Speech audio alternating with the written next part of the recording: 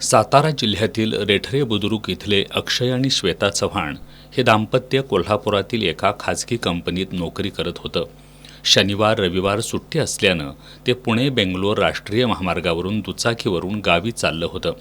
सायंकाळी 6च्या सुमाराला ते टोप इथल्या महाडिक वसाहतीजवळ आले असता पुण्याच्या दिशेनं जाणाऱ्या भरधाव टेम्पोनं त्यांच्या दुचाकीला पाठीमागून जोरदार धडक दिली. या धडकेनंतर टेम्पोच्या चाकाखाली चिरडल्यानं श्वेता यांचा जागीच मृत्यू झाला. अक्षय हे रस्त्यावर फेकले गेल्यानं गंभीर जखमी झालेत.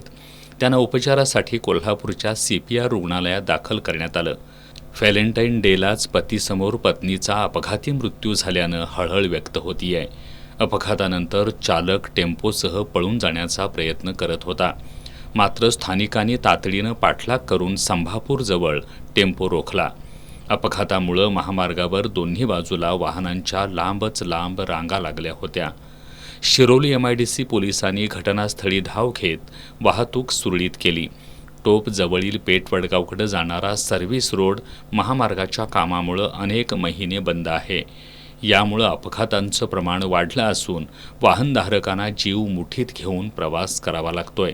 महामार्ग प्राधिकरण अजून किती बळी घेतल्यानंतर सर्व्हिस रोडचं काम पूर्ण करणार असा सवाल या निमित्तानं उपस्थित होतोय.